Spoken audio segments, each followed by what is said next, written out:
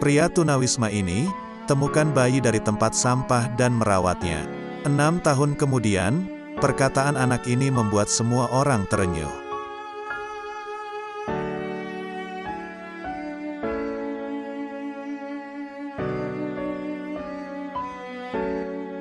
Tujuh tahun lalu, Seong Ji-angwo 50 tahun, menemukan sesuatu di tong sampah yang berhasil mengubah hidupnya. Pria itu menemukan seorang bayi perempuan di dalam sebuah kotak. Gadis yang kini berusia 7 tahun itu, kemudian diberi nama Yan.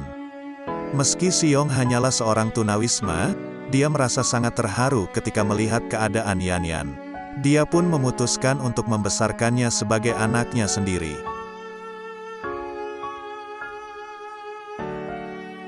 Menurut Seong, Yan kemungkinan besar adalah anak yang lahir dari keluarga yang tidak menginginkan anak perempuan. Saya menemukannya ketika sedang mencari botol plastik di tong sampah untuk saya jual, ungkap Seong kepada 21 News.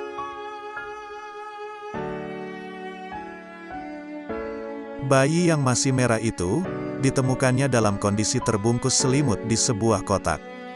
Di dalam kotak tersebut, Seong juga menemukan sebuah kertas berisi tulisan, lahir pada tanggal 15 Oktober tahun 2007.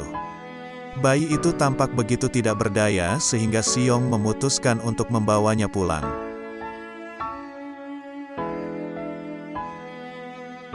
Saat itu, dia masih tinggal bersama istrinya di sebuah ruangan kecil. Pasangan baik hati itu lantas membeli botol susu untuk memberinya makan, dan sejak itulah dia memutuskan untuk merawatnya selama dia bisa. Tidak peduli seberapa sulit hidup saya berniat untuk membesarkannya sampai dia cukup dewasa untuk berdiri di atas dua kakinya sendiri, katanya.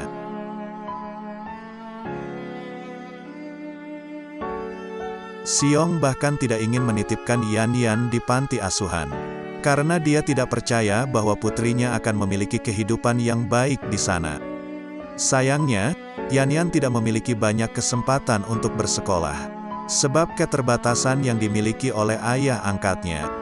Meski Seong sendiri tidak memiliki pendidikan yang tinggi, dia tetap berusaha untuk melakukan yang terbaik dengan mengajari Yan membaca, menulis, dan berhitung semampunya.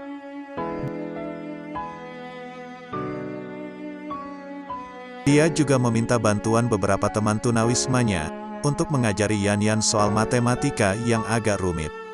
Kini, putri kecil Seong sudah bisa membaca puisi dan kisah-kisah dongeng dengan lancar. Yan sering menghibur teman-temannya di bawah jembatan, dengan membacakan mereka dongeng atau puisi yang dikuasainya.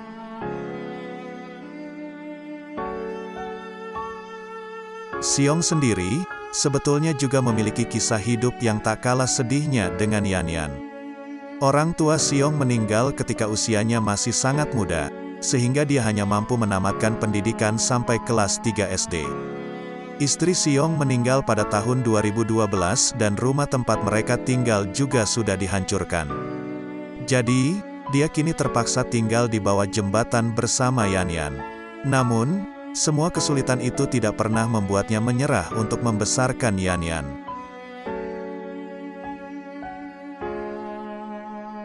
Meskipun hidup di jalanan sangat sulit, Yan tidak pernah mengeluh. Seong mengatakan bahwa mereka sering tidak bisa memenuhi kebutuhan mereka dan sering tidak ada cukup makanan untuk dimakan. Selama itu bersama ayah, itu adalah rumah, celetuk Yan dengan mata berbinar. Reporter yang menemui Seong di bawah jembatan menyadari bahwa tubuh Yan dipenuhi gigitan nyamuk. Pada usia 4 tahun, Yan menderita sakit yang serius, namun dia pulih dengan cepat dan sejak itu dia jarang sekali sakit. Yan tidak bisa secara resmi diadopsi karena Seong tidak memenuhi persyaratan. Sayangnya, Biro Urusan Sipil Nancang belum banyak membantu dalam hal ini. Seong tidak begitu ambil pusing dengan masalah adopsi. Dia hanya berharap bahwa suatu hari nanti Yan akan memiliki pekerjaan tetap dan menjadi orang yang berguna bagi masyarakat. Saya berharap mimpinya bisa menjadi kenyataan, tandasnya.